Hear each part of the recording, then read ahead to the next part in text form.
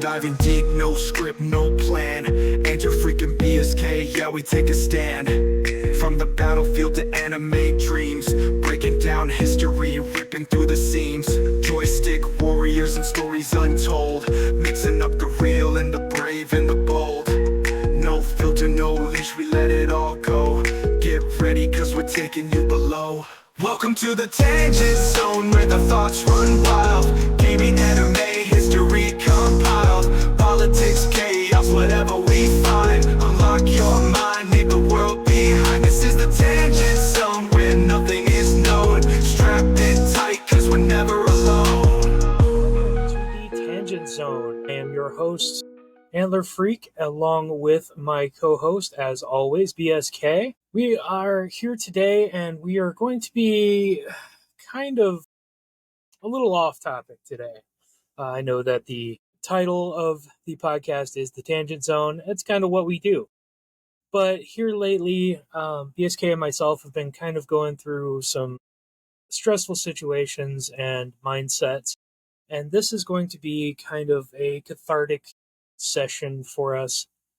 Just kind of talking about things that we both like, and maybe some new things coming out. A lot of TTRPG, video games, anime, things like that. So, yeah, we can go ahead and get started. BSK, how are you doing today?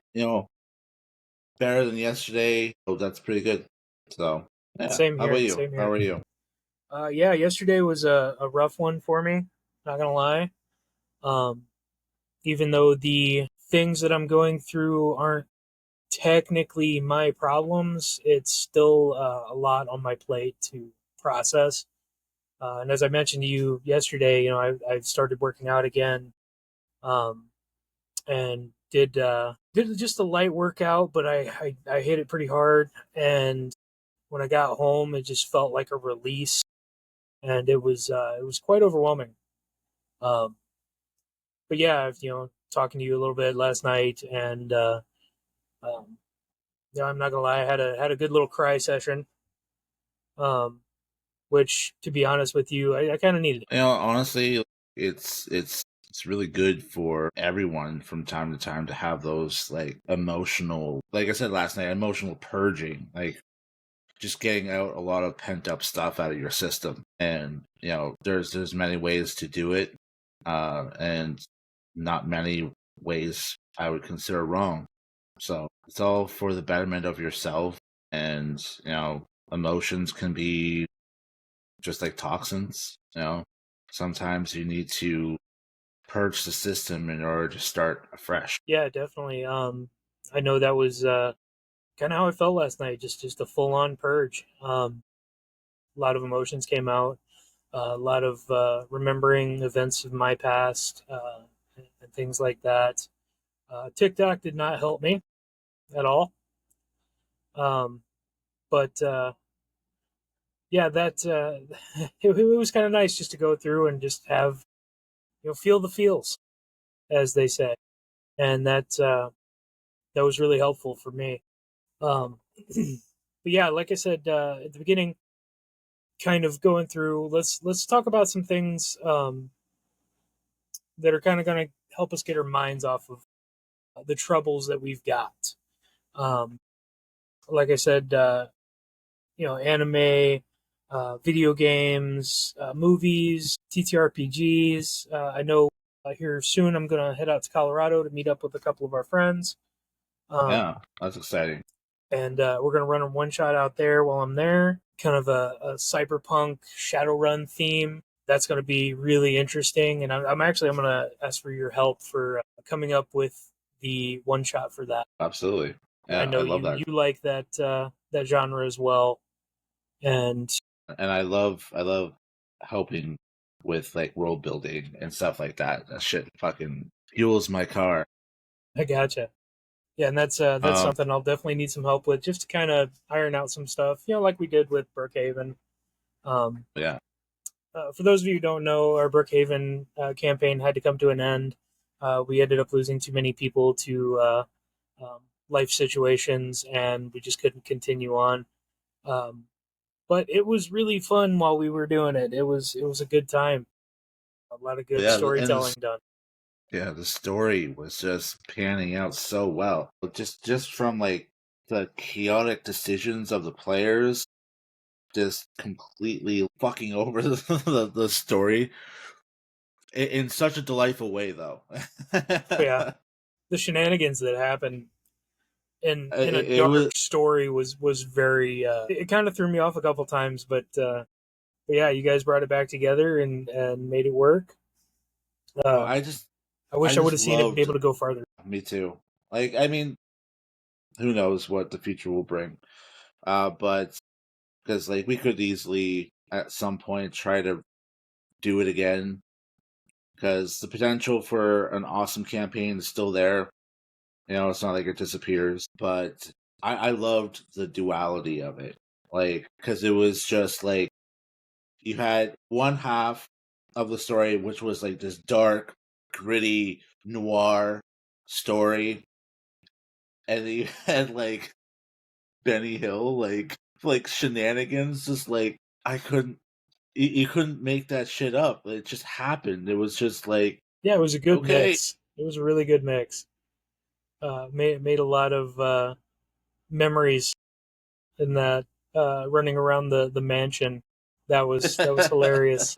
Trying to get out of trouble that way. That was really cool. And the go to of let's kill the power and then run around in there and act like we belong. What? Just so many times and it never worked. it's bound to work at least once. Right, right. I believe the definition of insanity is doing the same thing over and over, expecting a different result. Yep. Yeah, that was interesting, very interesting. Um, and I know I brought up to you and our other player um, about maybe trying to do something a little different and doing like almost like an SCP kind of RPG.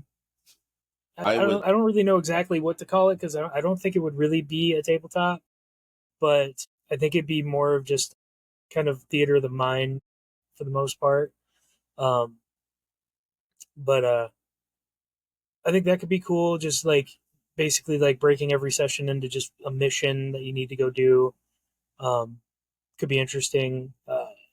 Kind of model it, like I said, kind of after like Cyberpunk, the TTRPG. That could be kind of neat. Like each session is just a mission or a set of things that are going to happen. Um, And maybe periodically you could have it so that like a session could be like multiple parts in order to right, complete. right. Yeah, well, it's just like any type of like show. Like like there's a lot of episodic like TV shows where it's just like one episode and the next episode is completely unrelated to the previous. And then you have some that like The Simpsons and Family Guy, stuff like that. Like I'm not saying it has to be that genre of thing, but it is the format, and it's something that we could do. And like Family Guy and Simpsons, they also had multiple episodes as well that were continuations of the previous. But oftentimes, you know, last week's episode of Simpsons was unrelated to the next week's episode of Simpsons completely. Right. You know, And then it also gives us and a kind of an opportunity too, like if you don't necessarily like the character that you've developed or whatever, you can easily switch off. And you can have yeah, multiple characters that you're running at any given time. It just so happens to be whatever mission you go out on, you know?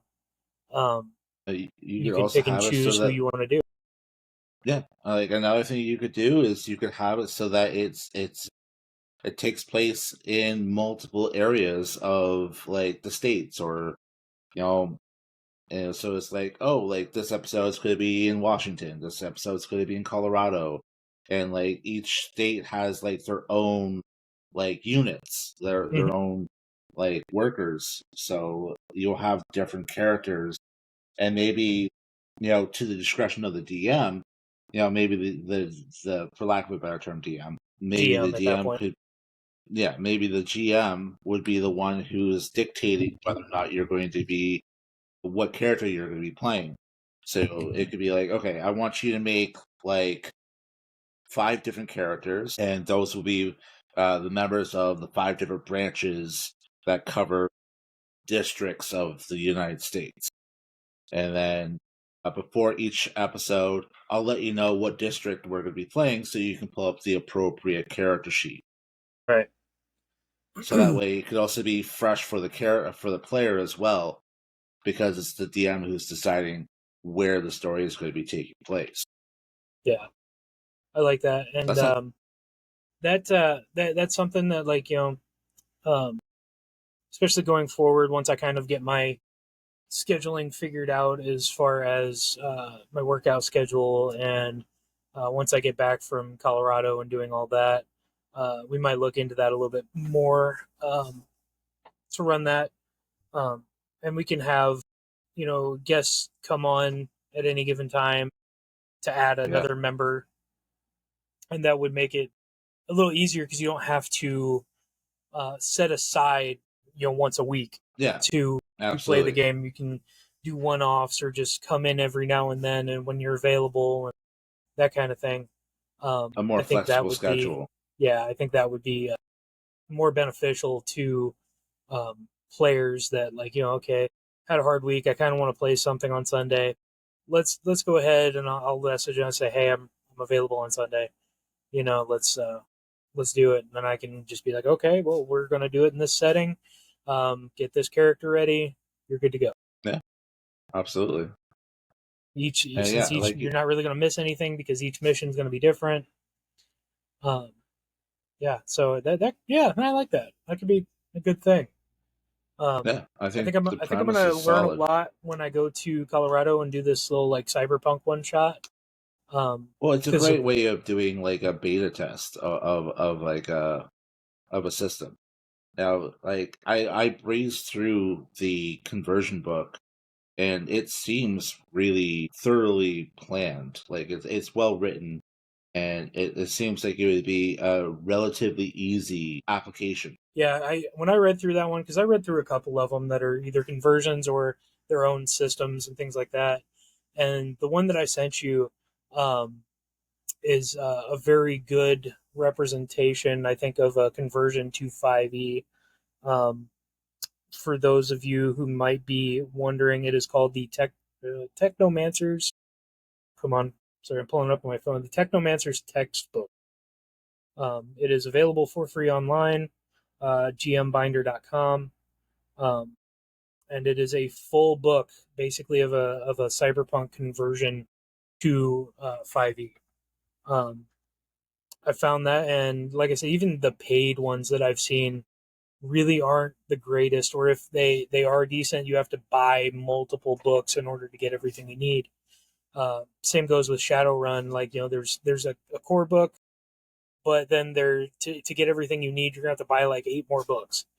Well, I mean, Shadowrun is exceedingly crunchy. I'm not saying that as a negative, but it is something that needs to be said, because especially for people who are only used to, like, 5e, which has been, like, incredibly streamlined compared to its predecessors.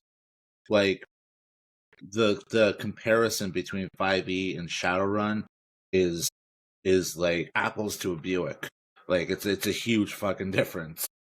Yeah. And honestly, I've been kind of reading through the, like, Cyberpunk Red book, because I have that one as well. That one I don't think is nearly as crunchy, but it is a completely new system comparative to 5e or literally any D&D. But 5e, considering that's what I have the most experience with, makes it that much more different, I guess. I don't think it would be necessarily hard to learn. I don't want to have to learn an entire new system just for one shot.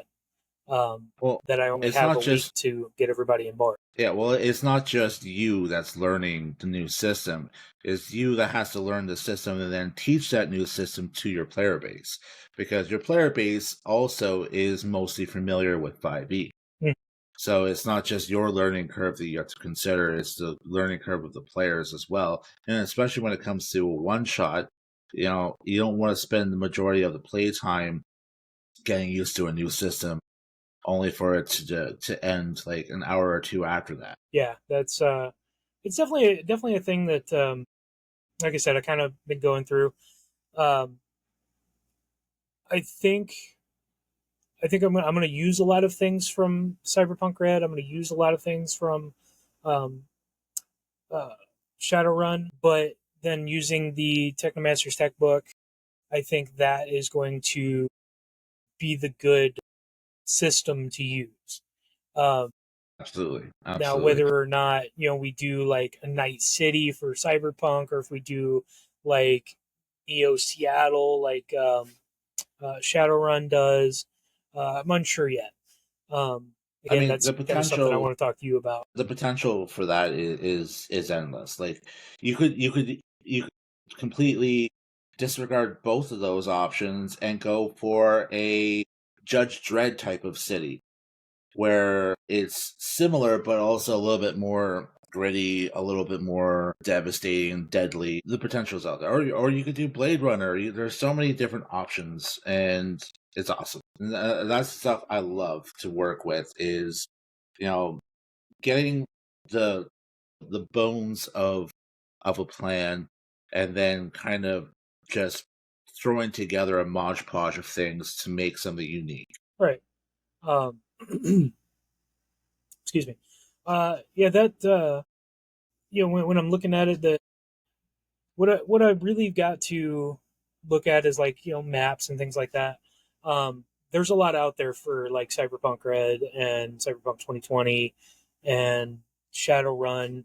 Um, Now, also, I could take a Google image of a city, any city, and I can turn it into a cyberpunk city. Um, Absolutely. just add things here and there, take away things, damage, things like that, and then just use Oh, yeah. generic maps for other things. I think that could be really interesting as well, online, if we decided to run some type of futuristic, either cyberpunk or like Starfinder kind of campaign or something to that effect, even with our group. Um, Yeah, absolutely. Absolutely. I mean, one of the things I love about dystopian future like types of storylines is I love mega structures. And I think it's such a cool concept, and it'd be so fun to like establish like this mega structure, like for example in Judge Dredd, where it's this massively tall building, and each floor is basically like its own like neighborhood, where there's like hundreds of people per floor, if not more than hundreds, and there's like I don't know, like 150 floors, and it's just its own contained like society almost. yeah, where people are like they're born, they live, and they die all within the building and never actually leave. Yeah, Um, it with it a pretty with much a has everything they strange need. power structure. Yeah, Um, it's kind of it kind of reminds me of in real life what they're making. I think they're calling it the Line, the giant wall like city that they're making in oh my gosh, is it? I have to look it up. I think it's Saudi Arabia, Sounds and like something we would make. it's currently under construction, but it's this massive structure that's going for like hundreds of miles, and it's going from like the desert to like the ocean, and it's supposed to be a self-contained city that has districts that have everything you need. So each district will have like its own grocery store, fire department, cops. Everything will be in that section of the city, and it's going to be like almost like completely off the grid, essentially, like enclosed. It looks really interesting. At least the concept pieces, but it Yeah, I'm does looking at a definitely concept art, and it straight up looks cyberpunk. Like, right. this could very easily go south. Oh yeah, absolutely. Um, and it's massive. Like it is. Okay, it says it's 170 kilometers, so not sure the conversion on that. So we need freedom units. What was that? We need freedom units. Yeah, I said 170, right? So 105, 105.6 miles. Yeah, That's that's big. for a structure. Yeah, that's huge. Like, it's not just a city; it is a city within a mega structure. So it's insane. Well, I think And they honestly, have, like as big as that is, it's not even a city anymore. It's multiple cities within one megastructure. yeah, it's essentially going to be like the first mega city on Yeah, Earth, in my opinion. it's Like, crazy. yeah, it is peak dystopian city. Like, it makes Night City look small. And yeah, no, apparently I was watching something about it that was talking about how they have like a whole bunch of different countries helping them construct it. Like, they have Canadians, they have some But yeah, I'm sure American they do. companies. Like, you have to, like, in order to have to work on a project that big and have it done within like 100 years, you're gonna need a lot of hands. And unlike the other massive structures in our past, you need to pay these workers. So having other companies helping out definitely lifts the burden a little bit when it comes to such a bold plan. But yeah, I think the whole idea of having the outside of the structure like mirrored is just so insane. I think that's a terrible idea. Well, I think it has to do with um, maintaining internal temperatures by Oh, I'm keeping a sure it lot of. has reasoning, but every time they've made a mirrored structure, it's turned into a terrible idea Yeah. because it blinds birds. Yeah, it's just it actually ends up I mean, heating further outside, just outside of it. yeah, I mean, to be fair, of all the places to put it, it makes sense to put it in a desert where there's minimal, like, life. Like, I'm not saying that there's no life, but comparative to, like, a boreal forest, the amount of life is a lot less. And the creatures there are used to a lot of sun and a lot of heat. It's not like it's going to start forest fires from the refraction of the light. It's not going to. Right. There's not a lot of birds in that type of desert setting. So I mean, I get it. It makes sense to put it in a desert, but like as long as they have everything in there, it could work. But if it requires any form of like outside resources, I can see that kind of becoming a problem because it's in such a remote area. Because transportation to a remote area is going to add costs in labor and make things that much more difficult, especially if it's like wood or steel, like building I mean, materials for the like good news is that it repair. actually comes out into the water, and it looks like they're going to have like major shipping go through there anyway, and it's actually in a Yeah, major shipping zone anyway. So it kind of makes sense. I don't know if you heard me when what I was saying.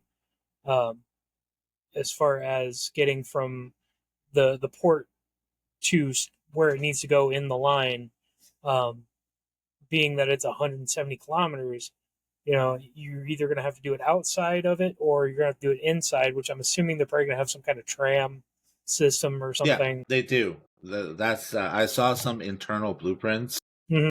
or internal layouts, and apparently like one of the main forms of transportation is kind of like almost like a monorail system. And I think they're going to have probably multiple levels of monorails because it does look like a very tall structure as well. Mhm. Like, this is me speculating at this point, but to me it would be logical if they had like a dedicated tram system just for the relocation of like materials, just Goods, for yeah, like just for um yeah, just for goods. freight and shit. So that way, Yeah, so that way it's not sharing the same type, the same like rails as the commuter, and it makes things a lot more streamlined. So, playing devil's advocate on the people who are going to run those things, you're going to have skilled labor and unskilled labor for this kind of stuff, which is going to be your typically lower income people that are going to have to live on site because there's nowhere around it to live, meaning there's going to be a slum of some type within this structure. And looking at some of these pictures, I'm like, that is peak cyberpunk. That is peak cyberpunk. I'm looking at this going, crime's going to be crazy. There's going to be all kinds of classism. It's I like to think the best of people, but the world's proven me wrong time and time again. Time will tell how it's going to pan out. Like, it does have some potential for it to be an amazing place, but like you said, it also has the potential of it just spiraling into chaos and anarchy. I think very easily. Especially when you have something that huge with the potential of like millions and millions of people living in this structure. Right. How do you govern that? Like, would that's that what be... I was leading that's what I was leading up to, is like, what type of government system are they going to be using? What type of police system are they going to be using? Right. You know, and to kind of go back to what you're saying, like, you know, there's obviously going to be a demand, a need for, you know, grunt workers like baristas and plumbers. I'm not saying that they're equal or lesser or greater. I'm just saying, like, there's jobs, there's not dirty everybody's jobs. a CEO. Exactly.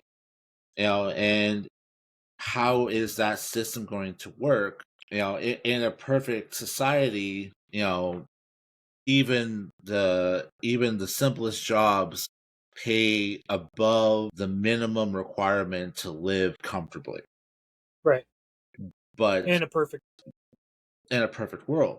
But the reality of the situation is there's barely a society that comes close to that as of right now.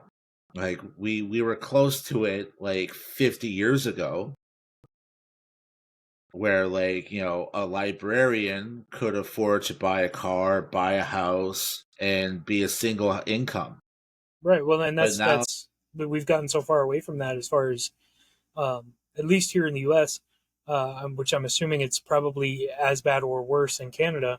You know, 50 to 60 years ago, you could have a single income household and be just fine. You know, where one person works full time, just 40 hours a week, and makes plenty to buy a house, a car, you know, afford stuff for the kids. And we've gotten to a point now where just you can barely make it with two incomes. And that's, you know, that's really saying so. I remember when I was a kid and thinking about, you know, if I make $100,000 just one time, if I could make $100,000, I'll be set for life. I have so much money, I could buy anything I needed. And then I got to be an adult and I made $100,000 and I'm still living paycheck to paycheck. It's ridiculous. It's, you know, if you explain that how our system is working to someone who, you know, who lived, like, someone, if we went back in time like 50 years ago and explained that to, you know, your average worker of what the future is going to be like, I doubt that they would believe you. Well, here's the thing: is they don't now. We have those people; those are our baby boomers, you know. And we talk to them like, "Why aren't you buying a house? I can't afford it. I can barely eat." Yeah. What makes you think I can afford a house now? Like the average cost of a house in the U.S. right now is, I think, $240,000, and I know it's much higher in Canada. And you know, we're like, you can't get the loans to do it because you don't make enough. I personally, I've gotten lucky a couple times that I've gotten relatively low priced houses. but at the same time, like they're the money that even I paid for them isn't worth it. You know, Like, the amount of property that I have right now, yeah, is probably worth what I'm paying for the house. But like my old house back in Indiana, um, I sat on like a quarter acre, and I think I spent 120,000 on it, and it wasn't worth it. Like it was a 3 bedroom ranch style with an attached garage, which, you know, back 60, 70, 80 years ago, was what, 10 to 20,000, oh yeah. and I Well, I paid mean, 120 for mine. Like that like percentage is ridiculous. 50, yeah, well, like 50 years ago, like the rule of thumb was like, I think like a deposit was supposed to be equal to like a year's salary, and same thing with like a I don't even think car it was was that. supposed. Yeah, there was like a method of judging how much to pay for a house and how much to pay for a car, and it was along the lines of like a year's salary would go to a deposit, or like a year's salary would go towards buying a car, like, or like a quarter of a year's salary or something like that. It was very small in comparison to the salary. And now, like in Canada, for example, like the cheapest house I've seen so far, last time I checked, which was a couple of months ago, like the cheapest house was over $300,000, and we're talking about like a 2 bedroom bungalow with like a quarter acre of land. Hmm. So I keep telling you, you need to Tiny. move down here. Yeah, like it's tiny, and like speaking of tiny, like I even looked into tiny homes, like, and they're tiny homes are going for like 75 to $150,000, Mm, which was like the price of a normal house like 20 years ago. right? Yeah, I've got 2 and 3/4 acres of land with a pond on it, and I paid 81 for my house right now. Yeah, So, it, like I said, I got lucky as far as my living situations, um, which I know not a lot of people get that lucky, and uh, I kind of I feel for them. I do, I really do. Uh, I just so happened that I lucked into finding decently priced things. Um, a lot of it also has to do with my location because I'm kind of out in the middle of nowhere in the U.S., um, which helps out quite a bit. I have a county that has 12,000 people in it. yeah. So I mean, location, right? You know, typically the more remote your living area is, the cheaper the property tax, the cheaper the housing is going to be. Typically, like last time I was checking for houses, it was a very remote area, and it was like $300,000, and it's ridiculous. It's yeah, absolutely your guys' ridiculous. Like housing market is nuts. I was reading this article talking about, they did the math on like how many jobs it would take for an average minimum wage worker to afford a house per province, and to condense it in very very efficiently, Ontario, which is where I live, was the worst. And in order to for a minimum wage worker to afford the average cost of a house, they would have to work like 13.5 uh, full time minimum wage jobs at the same time in order to afford a house, Mhm. which is beyond futile. Like, it's Well, just, it's literally not possible. yeah, it's literally not possible. So, having said that, it's safe to say, with that information in mind, it is literally impossible for a minimum wage worker to afford a house, which unfortunately comprises a large percentage of the population, because And one of the things I hate the most is when you have these cocky individuals who say, "Well, just get a better job." It's like, okay, that applies to some people, but not everyone. Because if everyone just decided to get a better job that paid more, then there would be no one pumping your gas, there would be no one serving you coffee, there would be no one making your burger at McDonald's. You wouldn't have the workers anymore because everyone has better jobs. There is a need for these people. Right. You know, There's a need for the lower income jobs.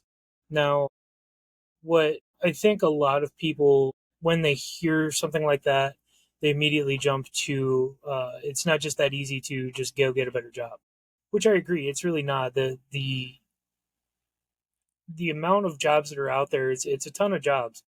The problem is that a lot of companies get subsidies for being understaffed. Um, and then on top of that, they're also not paying as much because they don't have the staff to pay. So, you have job openings and you go and you're perfectly qualified. You have everything they want. Great. Awesome. Yeah, no, we're not going to hire you because we don't want to actually fill the position. We just want to keep it out there that we have an open position. yeah, and not and to look on the other side of that, you have companies that have unfair expectations even for entry level positions. Like, a company expecting you to have like 7 years experience for like a beginning position at For an their entry company. level. Yeah. Yeah, Like, and it's beyond logical. right. Like, Yeah. And I that's don't know. one thing I really like, though. As much as I am very much anti union, um, I like the idea of apprenticeships and trades. Um, I do like apprenticeships. But my issue with the whole unfair expectations also bleeds into apprenticeships nowadays because now apprenticeship programs expect you to have prior experience in order to get an apprenticeship. Like in Canada, there is colleges in college. There are now courses called pre apprenticeship programs that gives you experience in order to qualify to become an apprentice, which seems so bizarre to me because the whole point of an apprenticeship is to learn the trade. What is the now, point of learning the trade in order to learn the trade? now I think I now don't quote me on this. I think that's relatively uniquely Canadian at that point Okay. because in the U.S., as far as I know, uh, for the majority of skilled trades that we have, you can basically come off the street into an apprenticeship. And they kind of start you in that kind of classroom kind of feel to get your education portion up to snuff and then put you in the field. Um, Now there is trade schools, like for instance, I went to one. I went to a mechanics trade school uh, to learn to be a mechanic until I figured out that I don't actually have to have um, their certificates in order to become ASE certified. Um, I just went ahead and did it on my own. At which point, I don't need because those trade schools are essentially apprenticeships. And once I figured out that I can get certified by myself, all I have to do is study. And I studied for it and I passed my ASEs, and boom, I'm an ASE certified automotive technician. Then they want some work experience, which at that point you go to a shop or something like that, and you say, hey, I've got all these ASEs, I just need the work experience. Um, can you put me to work? And they most of the And time, that's like a lot of shops, it's real easy to get in. The that's worst part essentially about what an shops is apprenticeship is. the worst part about like skilled trade stuff is the seniorities.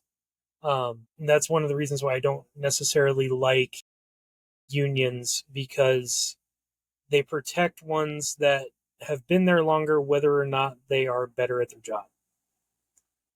And I would rather see the best person in the job than the person who's been here longest. It makes more sense to me in my head. If you want to continue being in your position, either get better, learn more, or move to a different position. Yeah.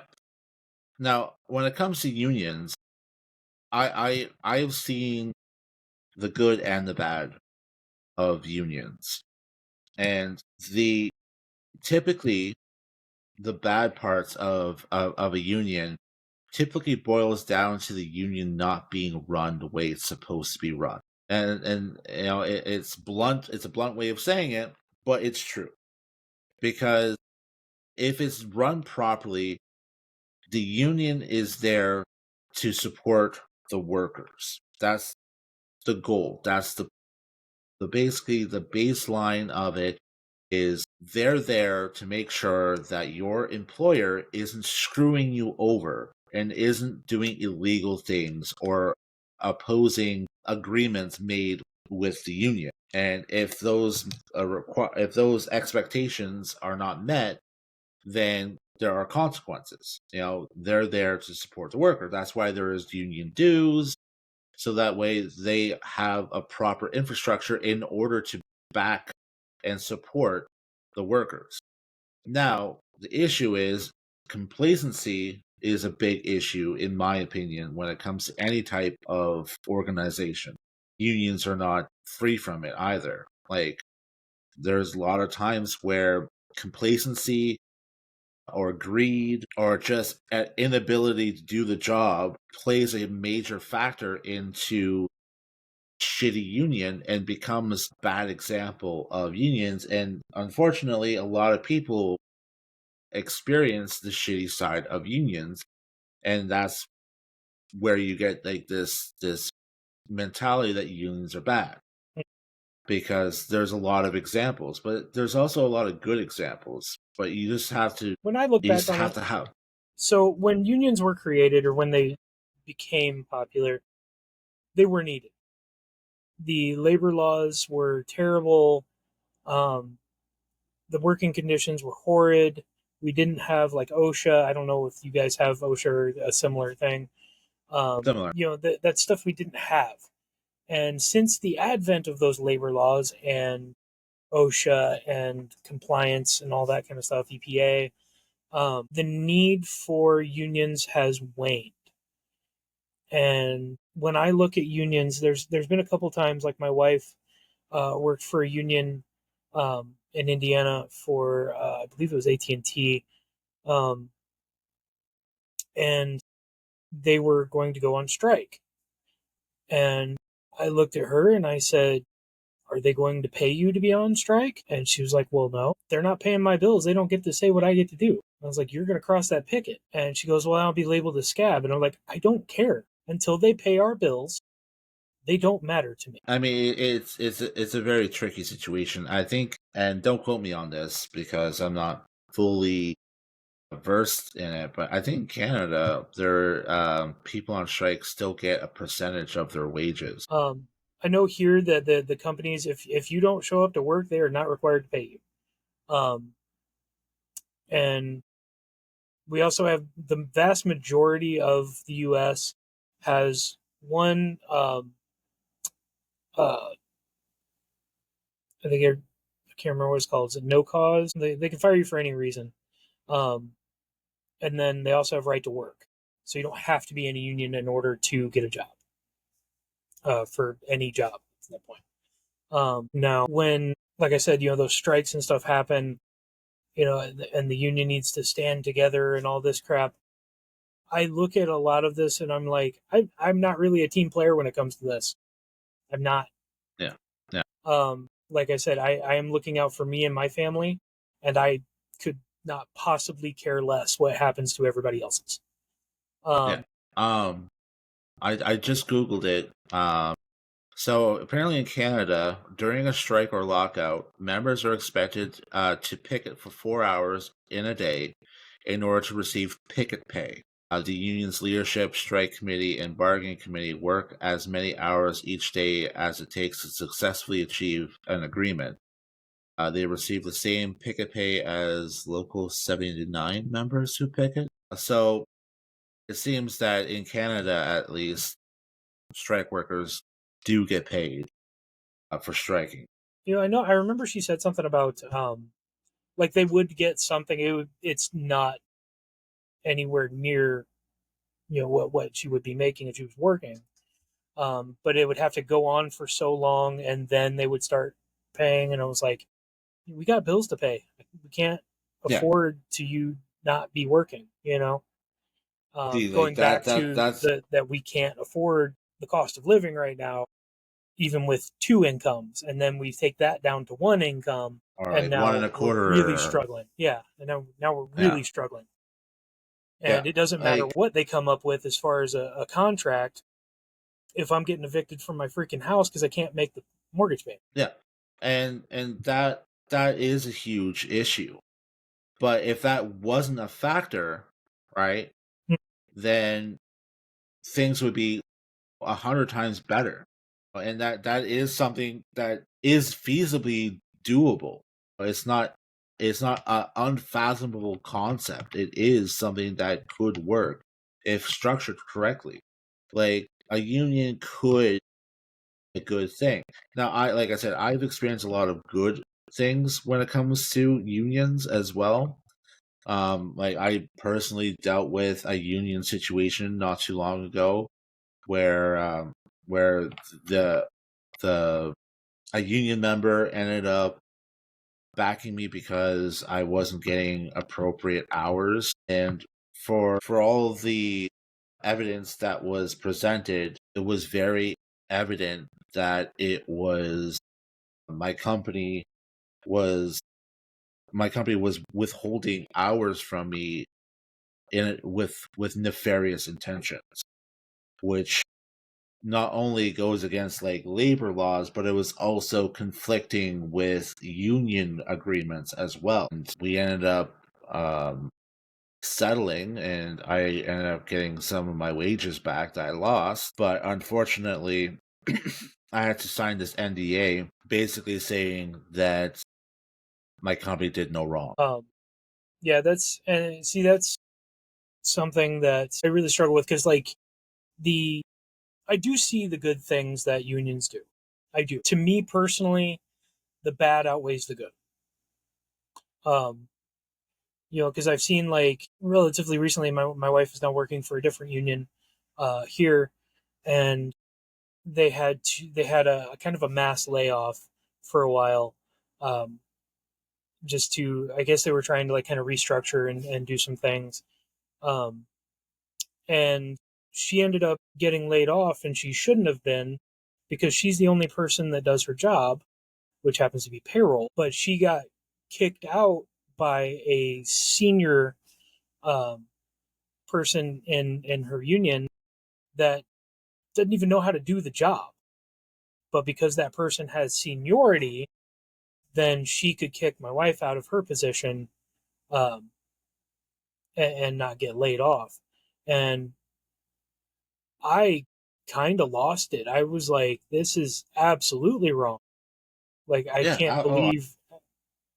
And even on top of that, like, so when they did the layoff, it was a 2 week layoff. So she would have been able to get uh, unemployment for that period based on layoff.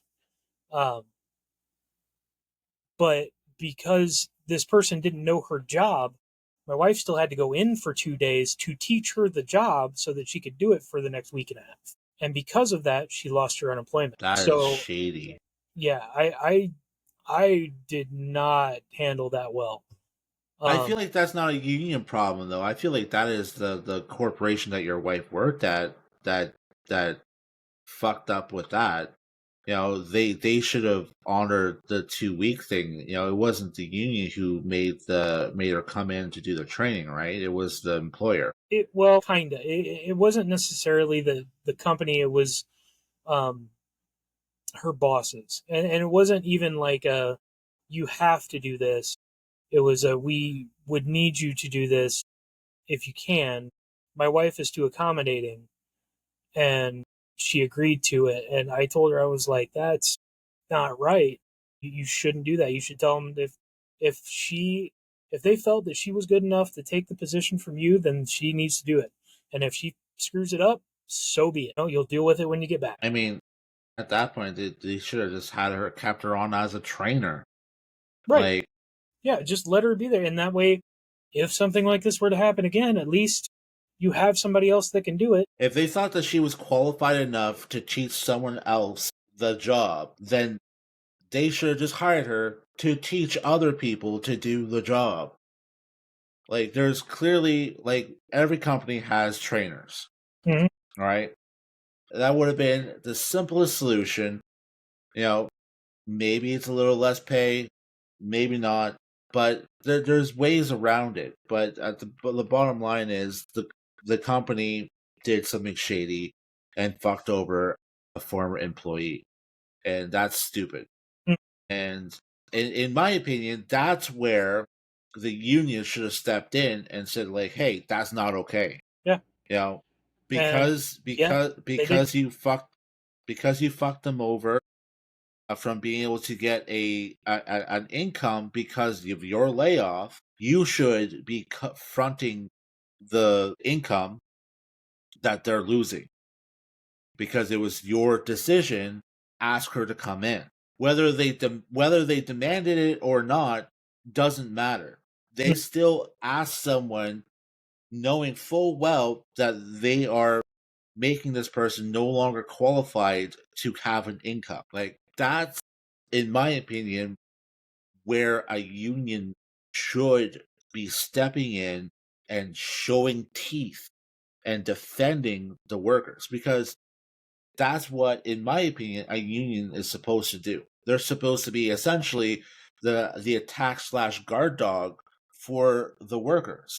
And I've seen, like, my former mother-in-law was like a I think like a regional president of one of the larger unions in Canada, and everyone in the union with seniority and higher position hated her. And the reason why they hated her is because she was a fucking boss. She didn't let anything slide. You know, she made sure everything was in line and everything was working functionally. And if there was something that wasn't working the way it's supposed to, she would fucking make a stink about it until it was fixed. And of course, that ruffled feathers. And, you know, obviously, because people who have become complacent or lazy or greedy don't want that to happen because it's going against what they're doing, making their life a little bit harder. And boohoo. You know, and that was her mentality, like, oh, boohoo, do your fucking job. You know, and if there was more people like her in other unions who were, you know, bold enough to fight not just the companies but internally as well to make sure shit is organized and shit is represented properly, then we would have a more functional union. You know, and I think that applies to the US as well, because like we're not so different, you and I. Not to sound like a villain, but like Well, you are but the it's villain, true, so like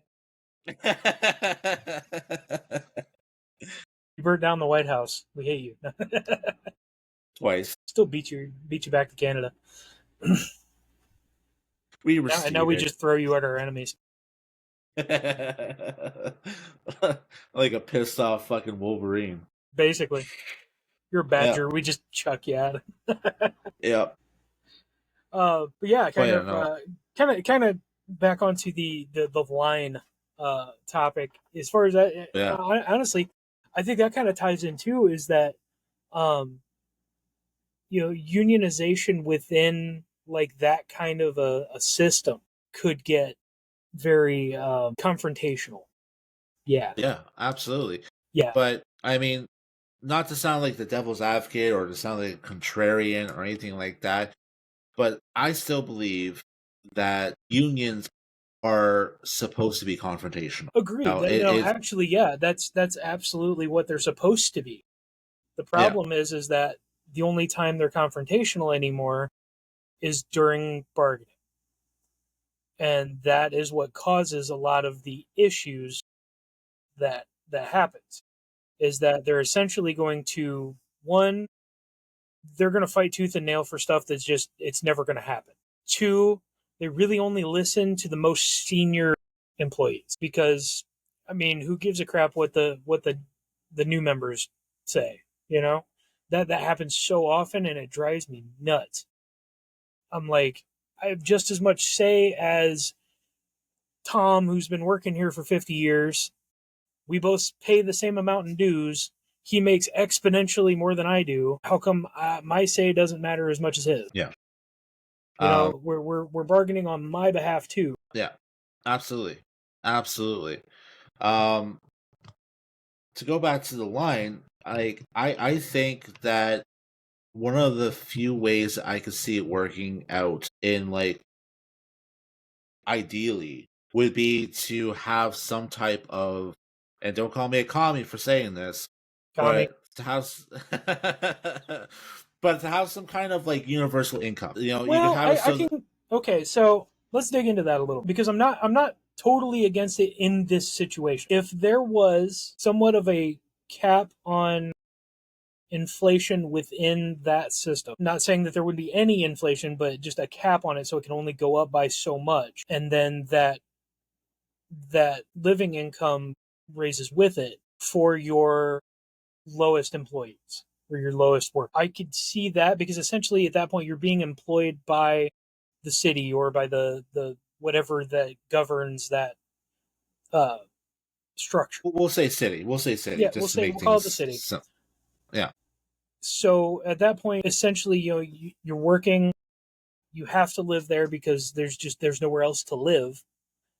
Um, Obviously, there's got to be some kind of penalties for uh, not doing your job. There's got to be the freedom of being able to leave your job if you want to, um, and then something around that as far as like housing, like I said, because you got to live there in order to work there. If you decide I want to do something else, they not kicking you out immediately. Yeah. Well, There's got to be to policies in place that protect those people. But like I said, I'm not necessarily against that in this scenario. yeah, that's what I'm saying though, is like in this scenario where you have like this enclosed city where everything is pre-built, you don't have land to buy, right? You can't just, buy a plot and build your own house in this situation because all the space has to be accounted for in the line, right? In the city, all the space has to be accounted for in order to make sure that it is efficient, right? In order for it to run properly, they need to be completely conscientious of what they're doing with that space. And so I'm assuming the way it's going to work is all the housing is going to be prefab, right? Like the city is going to have made the houses, the housing units, the apartments, whatever you want to call them, which means that either you're renting from the city or you're buying a unit from the city, right? But that still means that it's still going to be probably still technically owned by the city. If like I doubt they're gonna allow you to add like a crazy amount of additions or stuff like that to Right, the right. unit No, because it would definitely be a case of you want to live here because it is the way it is, not it's something that you want to change. And that I think is going to be a major. It'd be a drawback for some, but it would be a boon for others. Um, it's definitely a there's definitely pros and cons both right. sides. It's much like a But celebrity buying a penthouse. It's not that yeah, they can do a whole lot to the penthouse. It's the status of having the penthouse. or Um, just like living in any form of metropolis and buying a condo. right. You Yeah. know, Yeah. like You can't it's really do anything with it. The building's there. The rooms are there. They're structured a certain way, and that's it. yeah, it's gonna be like that. But in my opinion, it does have a potential for it to be really, really good because even if the owner, the true owner, we'll say, is the city, that also means that there is technically one landlord, right? So there is one entity that is governing the price of rent or the cost of buying a condo. It's not left up to an individual to price gouge a house because of X factors. Right. You know, it does Well, make and at that things a point, lot. I think that is where we need to come to like the governmental portion of it is, how do you govern something like this? Would it be better as like a board, or would it be better as having a mayor, governor kind of thing, with a lieutenant and then council members on top of that? Do you set it up like branches like we do in the U.S. and Canada? Where you have checks and balances as far as different branches are concerned. Um, do you live within the laws of that specific country, or are you separated? Do you live within the laws of that specific state? I don't know how Saudi Arabia is as far as if they break their sections into states or not. Uh, but do you have those kinds of restrictions placed on you, or can you come up with a brand new form of government? Similar to what we did in the U.S. Had a baseline of parliament, and then we expanded on that to create an experimental form of government. With three branches that are there for checks and balances. Which, I mean, for the most part, so far has been working. Yeah, it has its ups and downs. It has corruption, and that's why we need term limits. But is that something that we could try within this structure? Yeah, And if I don't know. that works, it could be a viable solution to a lot of overpopulation problems. Yeah, and not only that, but you're also having a society where a lot of the disposable income of the people will be going right back into the government, because a lot of the things in this society is going to be government run. Because I highly doubt there's going to be roadway systems. So I highly doubt there's going to be cars. So public transit is probably going to be one of the most important ways of commuting. And people paying for public transit, that money is going right back into the government. It's less about gas. You don't have to worry about emissions. You don't have to worry about this, that, and the other thing.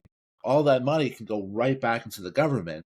And not only that, but the housing thing, if you're paying rent, if you're renting a space, that money is going right back into the government, not going into a private person's pocket. So that And then on top also of that, means, when you look at like the lower, so when we started this portion, like we're talking about like the universal income for essentially the lowest end workers and people that you're going to have in the structure. So that in itself, yeah, they're going to be putting money back into the government that's paying them. Um, but on top of that, I think depending, because I mean, you're going to have obviously maintenance costs, things like that, that the city's got to shell out for just maintaining. which is which good, is because I where also, your like taxation comes into play. So that's where I'm a big fan of like the fair tax. So you're not getting taxed on your income, you're not getting taxed on the property, you're not getting taxed on anything else. You're only getting taxed on things you buy. I So like that. And I think that would work really well in this society as well, because you don't truly own your house. You don't own a car. You're relying on government stuff. The government owns your house, the government owns your form of transportation, and because of that, it would make sense that you're not paying taxes on that shit, because it's not truly yours, right? So why would you have to pay fucking taxes on it? like I've already got to pay it, which is basically a tax anyway. So why would I need to pay on top of that? And then Exactly. you've got your higher class, um, that is going to be buying, one, more things, and two, more expensive things, which in itself is going to make them pay a higher tax rate. Yeah, Just by sheer absolutely. volume. You get your lowest class, which are the ones just using the universal wage. Maybe it's a garbage collector, or um, a street sweeper, or a sidewalk sweeper, or something like that. Um, they're obviously not going to be buying as many things. They don't have as much money to spend, so they're paying considerably less. Yeah, But you're and still that makes getting sense. that tax monies in order to do improvement projects and sustain uh, uh, a better way of life and things like that from that governmental standpoint. As much as I hate government in itself, if it's done right, it could work. Highly Absolutely. doubt it's going to be done. There is a lot of moving parts that give plenty opportunities for shit to go sideways. And it's the probability of it working perfectly is very small. But, as an idealist, I hope it works out well. I hope they come up with a system that allows it to be, perpetually moving in a good way. But that also requires proper planning and proper contingency plans if something starts to go sideways. Well, and then you, like I said, something similar to like the U.S. government in that you would need some sort of checks and balances to weed out corruption, Yes. because people are greedy, People and are greedy, and people with power can easily become corrupt. well, yeah, and that's something that's the reason why communism's never worked. Yeah, You know, I mean, it makes it, sense on paper, but when you add humanity to it, it gets fucked. yeah, it'll work in a utopian society where everybody is the same and everybody thinks the same and nobody has ambition. If there was no greed and if there was no megalomaniacs involved, yeah, it could work feasibly. But there's lots of those people out there. There's lots of greedy people. There's lots of megalomaniacs, and it's the monkey wrench in the gears. Mm. And it's unfortunate, but history has proven an undeniable fact. Right. And That's the only thing I'm scared about with this, like, because that's going to go downhill real quick when it happens, and I but can see that becoming, our first dystopian future. yeah, We watch it happen in like New York and Detroit on a big scale. yeah, Detroit is a war zone. I mean, it's basically a combat zone. And remember the second time I went to New York, which is the last, or not New York, second time I went to Detroit, which is the last time I'll ever go to Detroit. I was in an area that looked like freaking the Middle East, just destroyed buildings, kids running around without shoes on. Like it was like a third world country, and I was like, how can this place be like this? I mean, this was booming not 30 to 40 years ago, and now it looks like a war zone. And that's yeah. where, like, you look at like Cyberpunk and it's like, wow, this is happening. It's not funny anymore. It's happening. And yeah, looking at this the structure, like the pictures I'm seeing of it, the concepts, I'm like, yeah, it looks like Night City to me. Yeah. Speaking of which, as I told you, uh, I went ahead and I bought Phantom Liberty for Cyberpunk 2077, and Uh, that, buddy, have you finished Cyberpunk 2077? yeah, yeah. I did a playthrough. Not with the DLC. I haven't played the Right, DLC yet. right. Um, I finished the game, and then I did all available endings that I could, just building it up, and I maxed out my level and everything. And then I was talking to my wife about it because I was wanting to do the kind of cyberpunk theme one shot with our players, and I brought up that one of these days I'm going to go ahead and get Phantom Liberty, and she goes, "Well, how much is it?" And I was like, "It's $30." She goes, "Just get it." And I was like, "Okay." So I got it, and I started playing, and I was like, "Oh, this is so much fun!" It's I've spent hours and hours and hours in Night City to the point where it got boring, and now this whole new world opened up to me, and I was like, "Oh, give me more." Yeah, And like I I'm said, really on the one playthrough, I'm almost to I believe the end of it, and I've gotten to a point where I'm a little annoyed. It's just a lot of like puzzle stuff, and I'm not a big puzzle person, um, and it's kind of annoying. So I kind of quit that, and I went back and restarted. Well, I didn't restart, but I picked up one of my old saves uh, with my first character that I made, who's already maxed out in levels. Of course, with Phantom Liberty, you actually get more levels that you can get, so you can go beyond level 50, um, which is fun. And yeah, there's the patch update, so you had to reallocate your perk points and everything else because it's a little different as far as how the perks work. Um, but yeah, I'm having a blast with it. New missions and all kinds of different side stories and stuff. It's really fun. I recommend the first playthrough. If you've already finished Cyberpunk 2077, I recommend using your old character to go back and do Phantom Liberty because there's a really lot of things within Phantom Liberty that are unlocked once you finish a, you, the vast majority of the stuff in Night City. okay. Um, So does Phantom Liberty take place after the main story? no, it takes place right in the middle of it, Oh, but it's like okay. a game in itself. Yeah, yeah. So It's it almost like a sucks you in, and standalone. you kind of forget about the rest of the world at that point. Because Um, it's like a underground city, right?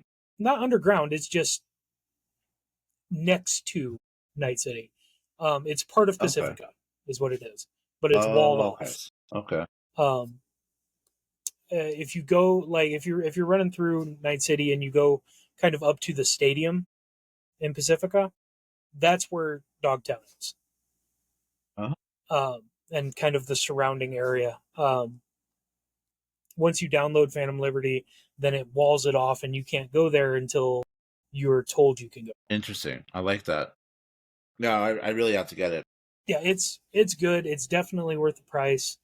Um, like I said, I'm kind of in Like, the middle of it with my first character now, and like some of the missions that I've done were not available to the other character because they hadn't done the things in Night City. So that it's interesting. The storyline is somewhat predictable, but it's still very engaging, and it's a lot of new stuff, and it's really cool. It's a new area, so you're not just constantly seeing the same stuff over and over again like you do when you're running through Night City for the umpteen thousandth time. Really, it's got me really excited for CD Projekt Red's um, Project Orion, which is supposed to be I don't know if it's going to be a DLC or if it's going to be a whole new Cyberpunk game, but it is related to the Cyberpunk franchise.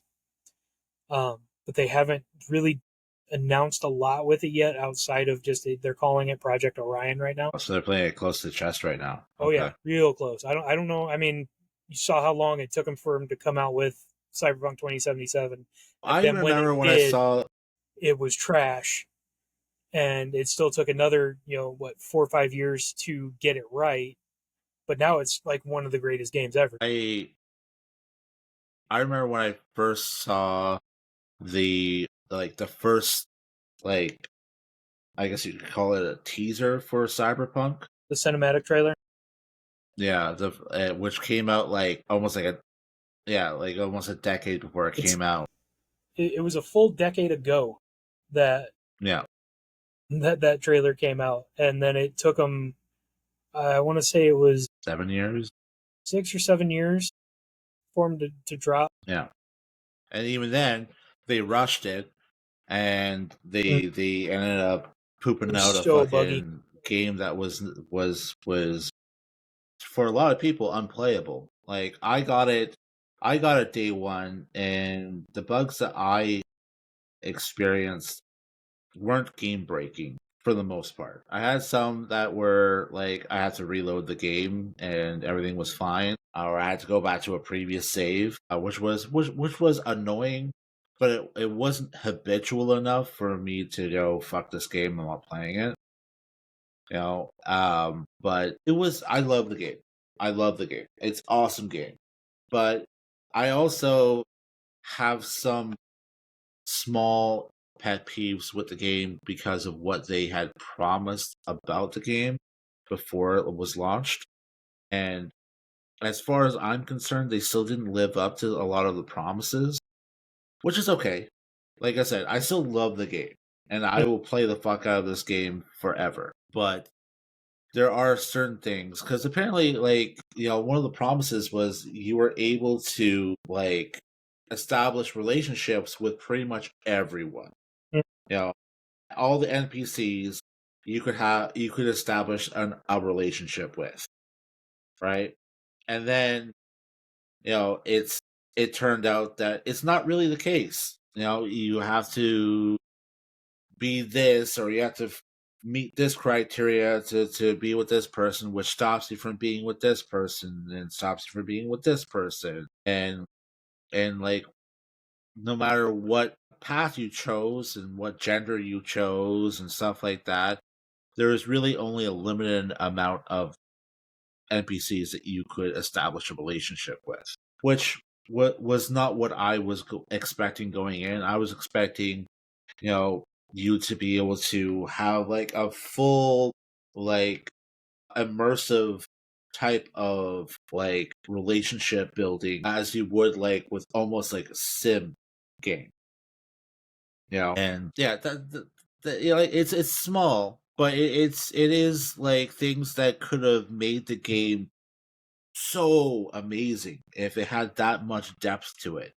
And they did other things that were akin to that. So it's not like they're unable to do that level of detail and stuff.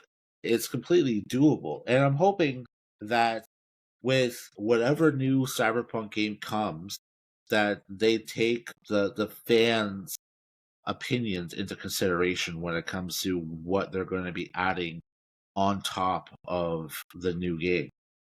And hopefully there is more daily life stuff that you can do. Because that's what I was kind of hoping for. It was like you have this massive city, and what I was expecting was you see an arcade. You can walk into the arcade and you can play arcade games. You go and you see a strip club. You can go into the strip club and you can pay the strippers like GTA 5, which has done it before. Or you go to like a seedy country bar and you can sit down at the bar and you can converse with the bartender and have some whiskey, play darts, play pool. Like there's so many things that I was kind of hoping for that kind of fell short. And I'm not angry about it, but it is something that I feel could easily be incorporated into the next chapter of Cyberpunk to make it that much more immersive and that much more enjoyable. Because if you have those, mundane things that you can do, it also increases the quality of life, and it also increases the replayability of the game. I'm not saying that Cyberpunk has a problem with replayability, but it does allow you to, like, man, like, I'm bored. I think I'm just going to go and shoot pool for a while. Or I'm going to go play darts for a while. Like little mini games that you can do, little trades that you can do, like GTA 5 is a good example of, like, you hop into a taxi cab and you can start doing like taxi jobs, and you pick up civilians, and you can make a little bit of side cash by being a cabbie. That would be really fucking cool, especially in Night City. Right. You know, Especially you that get into a firefight on the road and shit like that. That'd be yeah. yeah, exactly. Um, There's so many really cool things that there's potential for that is just left that has been left untapped, and that was unfortunate.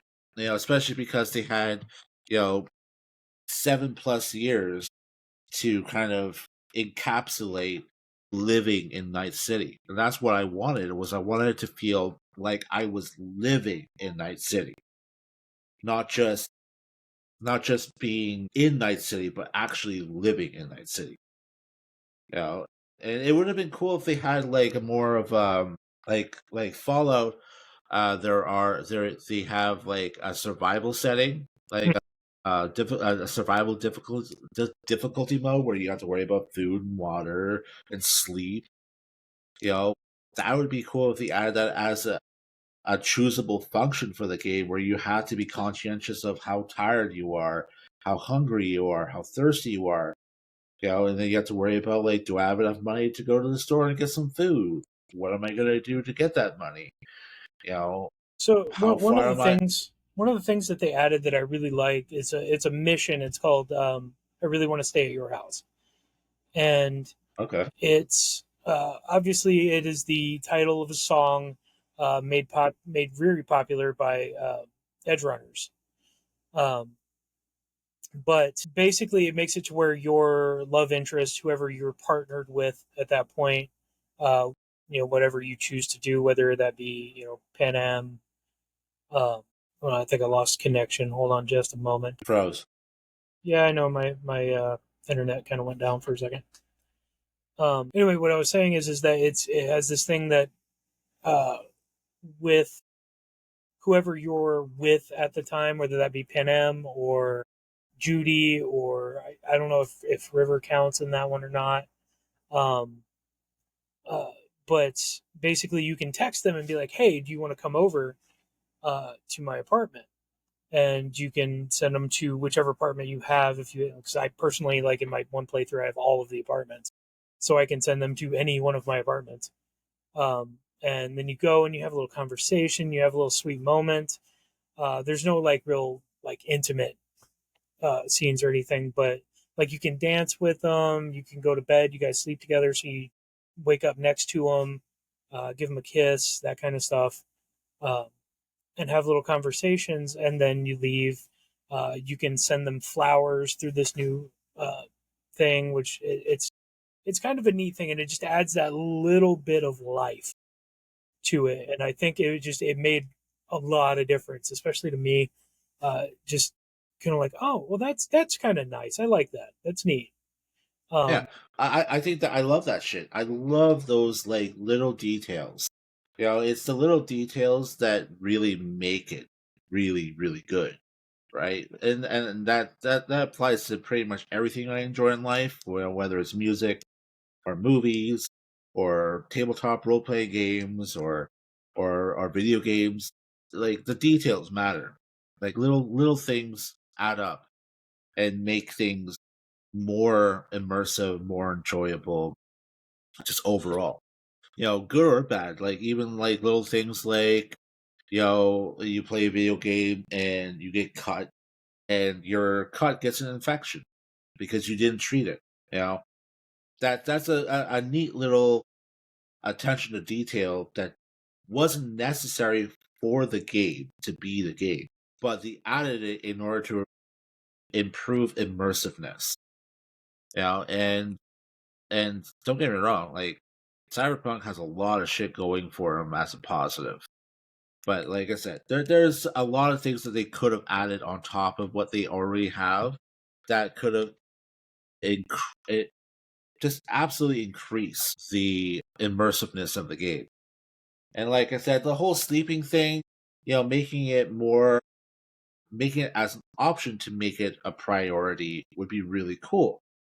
Because if your character had to sleep and you had to be conscientious of it, or you would have to rely on like drugs or caffeine in order to stay up longer, you know, and you have to deal with like side effects of like slower response times and stuff like that until you finally got to bed. That'd be really cool. And then it also gives you the opportunity of, like, depending on where you stay, if you go back to your apartment and you're in a relationship with someone, maybe periodically you wake up and they're in the bed beside you because they decided to come over and visit. Or maybe you come over and or maybe like you go to bed, you wake up, and there's like a note on the table saying like, "Hey, I came by to visit you, but you weren't there."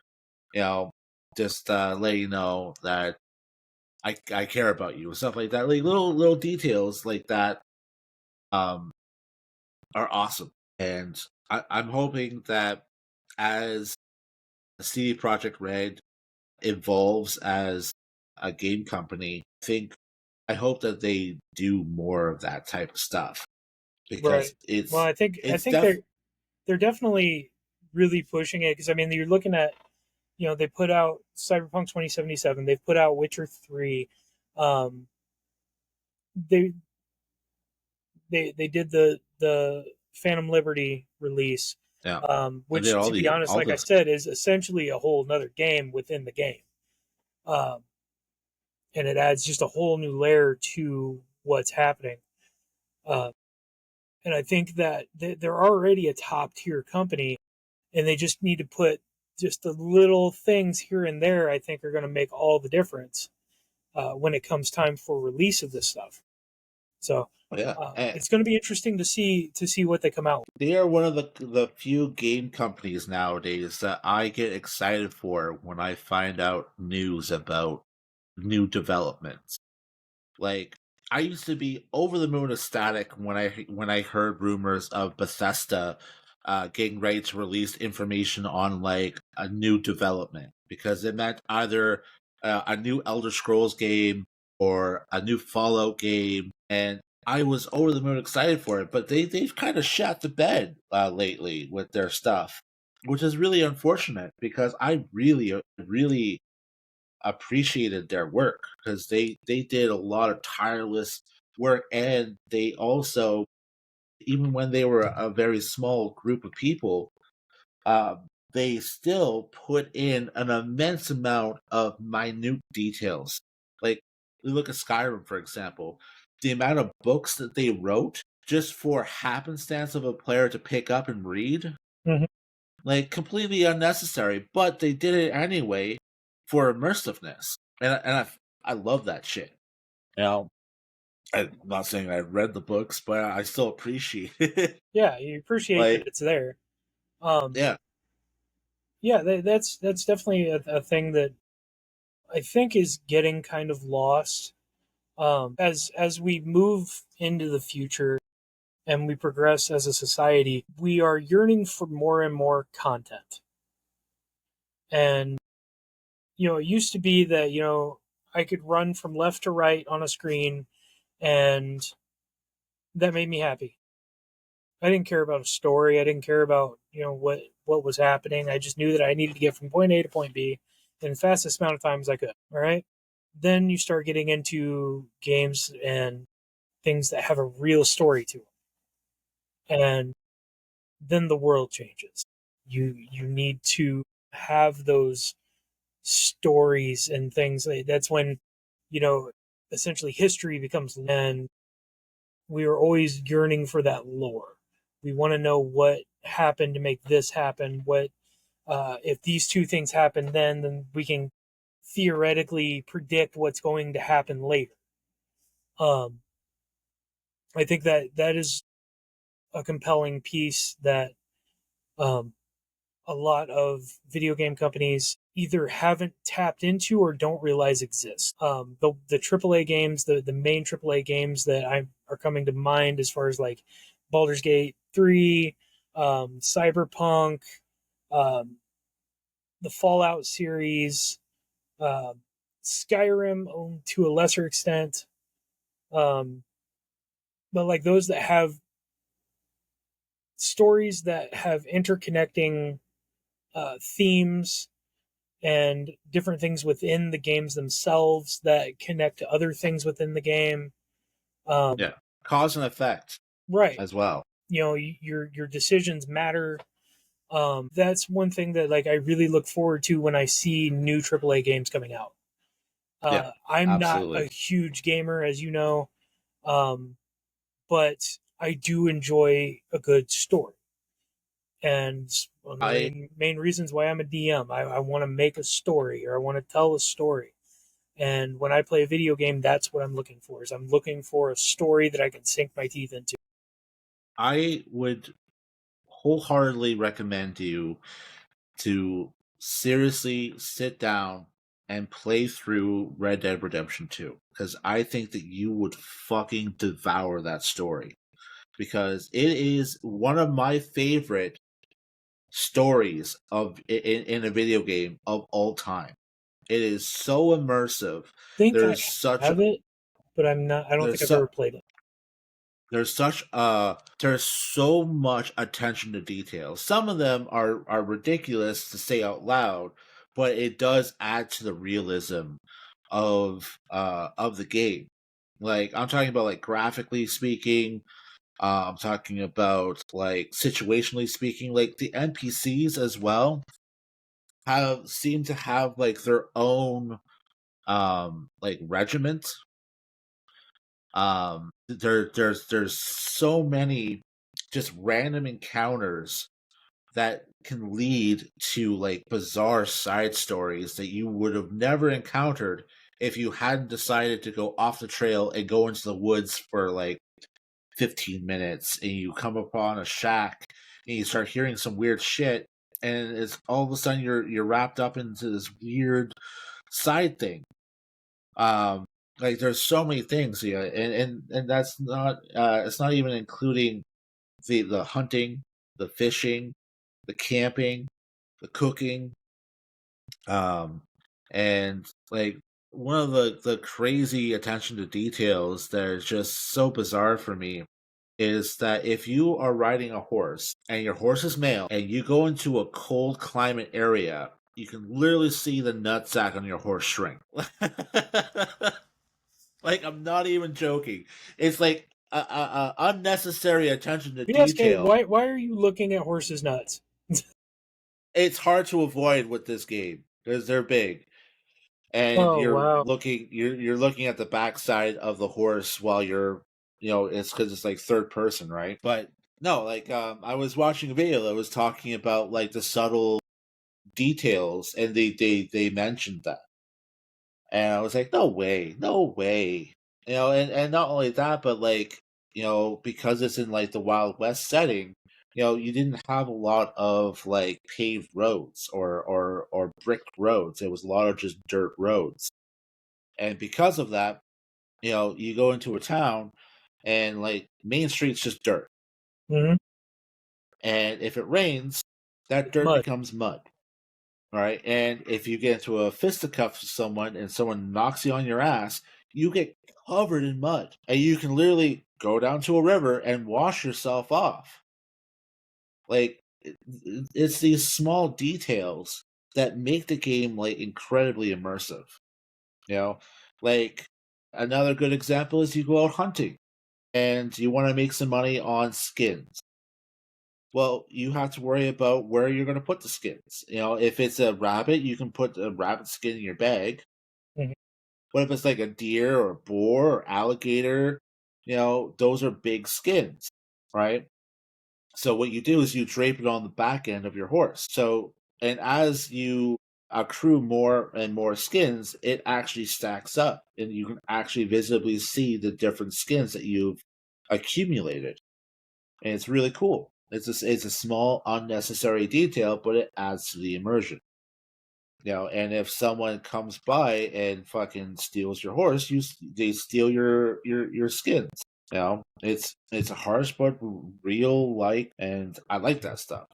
You know, Yeah, yeah. and but yeah, no, I think you would really like it because the storyline is amazingly well voice acted. Like, there's a plethora of characters that you interact with, like a shit ton, because you're essentially, like, you start off, you're part of a gang, right?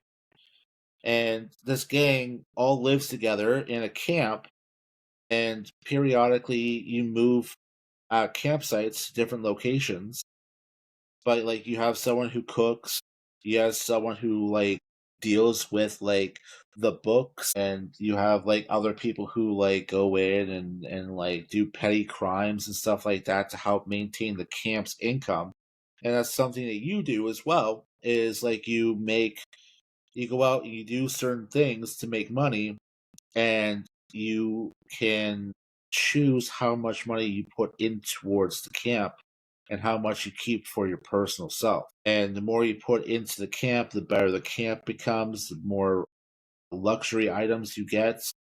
And it's really, really cool because you can upgrade your camp, you can upgrade your horse, you can upgrade your guns, you can upgrade all these things in a very realistic way. Yeah, it's really, really good. And it's a fucking emotional roller coaster ride of a storyline too. Yeah, I'll definitely And check it out. Like I said, I think I have it. I just don't think I've ever played it. and of course Merca. Merca. As we've seen, we do quite well in Merca. For those of you who don't know, myself and BSK just finished Far Cry 5, and that was super fun. Shenanigans. Just pure Fucking shenanigans. Oh man.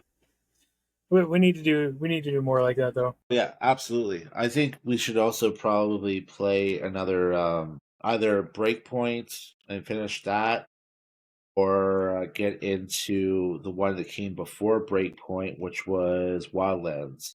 I think you would like Wildlands more than Breakpoint because it's less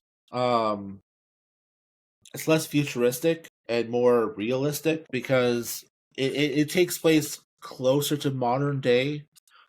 And you're going to, I don't know, like kind of like a third world country that is run by like a cartel, a drug cartel, and your job is to go in there, infiltrate, and destabilize this cartel that's essentially running this place like a government. And much like Far Cry 5, there's regions that have leaders of that cartel, right?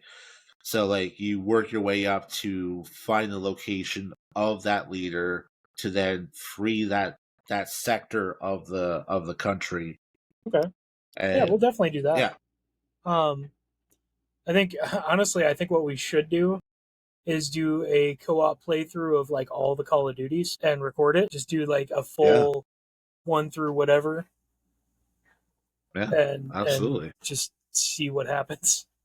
It's gonna be a little costly, but it may be fun for a little future project. Well, like I know, for example, because I have Game Pass, Xbox Game Pass Ultimate, which is a subscription that you can get that gives you access to like a shit ton of games for free. Well, for a subscription, and we're talking about AAA games and stuff like that for the PC.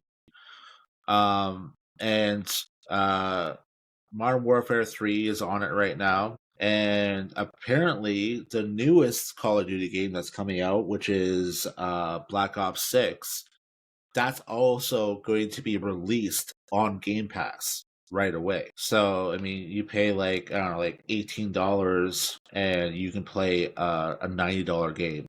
Right. Yeah, there's something similar with PlayStation as well. Yeah, but Xbox Game Pass has way richer library than PlayStation. Between that and the fact that they have PC crossplay, which is what I would want too. I just don't know if I want to pay for both because I know we're going to re-up our PlayStation subscription too. But yeah, I've got too many consoles. The Xbox, I got the PlayStation, I've got 2 Switches. What else do I got? I got everything. Obviously, a gaming PC. Yeah, I have a game. Well, in my house right now, I have gaming PC. Obviously, I have an Xbox One X, and I also have a PS4 in a drawer somewhere. Yeah, I went big. I got the PlayStation 5 and the Series S on the same day. Nice. It was I can't remember if it was a Black Friday deal or something like that with Target. But both of them were marked down, so we went ahead and just bought both of them. And now nice. I just keep my Xbox in here, and I have it hooked up to my monitors, so I can play the Xbox in here. We've got the PlayStation 5 out in the living room. Obviously, like I said, we got the Switches, which I can hook up to anything. So yeah, so my wife wants to start playing Stardew Valley. Oh, Stardew Valley is awesome. It's not my It's not my thing, but she wants to play it. I enjoyed Stardew Valley. It's especially more enjoyable when you have other people to play with because it is a multiplayer game. So if you delegate jobs, it makes the game a lot more enjoyable Yeah, because it is a game that you have to be aware of the time because at a certain time in the evening, if you're not in bed, your character will pass out because of exhaustion. And if you pass out, if you pass out while you're not in bed, you risk losing items that you've accrued, and you do have like a limited inventory, and you have to worry about like making it income, like and a lot of ways of making income is either fishing, farming, mining, and a lot of people make a lot of money by doing farming and making foods and selling the food. So it definitely has like a kind of like a not ecosystem, but like an economy, as an economy that you have to be aware of. And yeah, so it's definitely a game that can be as complicated as you want it to be, or as simple as you want it to be. yeah, she's really excited about it. She's going to get it on the Switch, play with that, um, so she can hook it up to the big TV that we have, and also take it with her when she wants to go somewhere. Uh, so she's very Well, excited about that. you're familiar with Bobby Lee, right? The comedian. That's what he does. He plays Stardew Valley on a Switch. And he always has a Switch with him to play Stardew Valley. So yeah, no, it's definitely a very popular game. But yeah, no, like I would play Call of Duty with you any day. Like I I think that'd be just so fun. I mean, as much fun like as I we had with Far Cry and Breakpoint, um, yeah, I think going through the Call of Duty series would just be fun. Like, especially, I can't remember which Modern Warfare it is. I can't remember if it's one or two that has the AC-130 um, level where you're just sitting in the AC-130 and pounding the ground, and then I think if you're I a think multiplayer, one person is on the ground and one person yeah, is doing the AC-130. yeah, yeah. Um, I and forget that was which my one that was. favorite level. I remember playing that. I loved it so. Oh yeah, and I also really do like the like with the new Modern Warfare game. I do like the realism that they added to it, like with the night vision and like the tactic. Like it definitely is really cool. And I have I have to say, Ghost is such a fucking badass. I do Yeah, really like honestly, Ghost. like after I want to say Modern Warfare 2 or 3, I haven't played them anymore. And that's just because I just didn't have time to really get into video games and stuff like that, which I still technically don't. I just make time for it. Uh, but yeah, I really want to get into them and like really see those stories because I know that like when Modern Warfare came out, it began a story and the story's continuing, and I really like that. So I want to see the story through. You know what I mean? They definitely have some really awesome characters that I really like Price, the guy with the mutton chops. He's a fucking badass. I love him. We got Soap Like I said, McTavish. I mean, come on, fucking yeah, Soap. Soap is cool. Soap's the best. I I like Soap when he's interacting with Ghost because it's fucking hilarious. See, I want to see that. So Yeah, I'm pretty because excited. I want to do this. I think that was in Modern Warfare 2, like the new Modern Warfare 2. There was a point where Soap is like essentially behind enemy lines with Ghost, and Ghost is kind of like keeping Overwatch, and you're playing as Soap, and the banter between the two is hilarious because fucking Ghost is like a fucking salty fucking bastard. He is just walking death. You know, and yeah, and Soap is more a little bit more laid back, a little bit more like playful. He's like somebody who you would assume their name is Soap. Yeah, exactly. And yeah, no, it's fucking hilarious.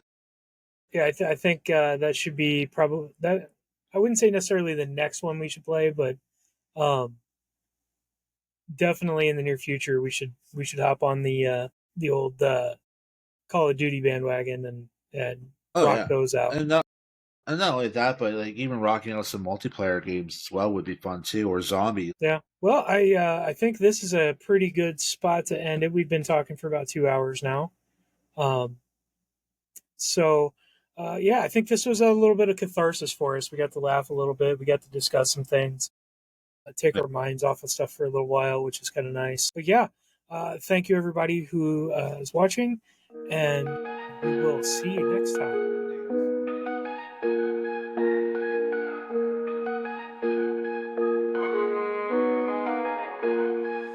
We're diving deep, no script, no plan. And your freaking BSK, yeah, we take a stand. From the battlefield to anime dreams, breaking down history, ripping through the seams. Joystick warriors and stories untold, mixing up the real and the brave and the bold. No filter, no leash, we let it all go. Get ready, cause we're taking you below. Welcome to the tangent zone, where the thoughts run